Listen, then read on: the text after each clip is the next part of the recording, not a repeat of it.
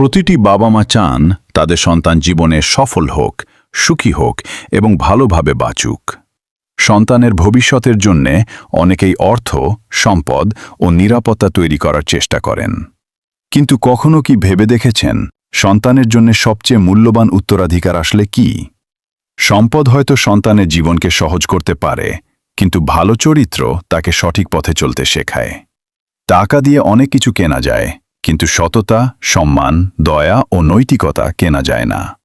একজন সন্তান যদি শুধু ধনী হয় কিন্তু তার মধ্যে মূল্যবোধ না থাকে, তাহলে সেই সম্পদ তার জীবনে প্রকৃত সুখ আনতে পারবে না। কিন্তু একজন সৎ, দায়িত্বশীল ও মানবিক সন্তান নিজের জীবনকে সুন্দর করার পাশাপাশি সমাজের জন্য ভালো কিছু করতে পারে। সন্তানরা শুধু কথায় নয়, বাবা মায়ের আচরণ দেখেও শিক্ষা গ্রহণ করে। তাই তাদের সবচেয়ে বড় শিক্ষা হল পরিবার থেকে পাওয়া ভালো মূল্যবোধ ও নৈতিকতা। তাদের শেখান কিভাবে অন্যকে সম্মান করতে হয়, কিভাবে সত্য কথা বলতে হয় এবং কিভাবে মানুষের পাশে দাঁড়াতে হয়। কারণ জীবনের কঠিন সময়ে টাকা নয়, ভালো চরিত্রই একজন মানুষকে সঠিক সিদ্ধান্ত নিতে সাহায্য করে।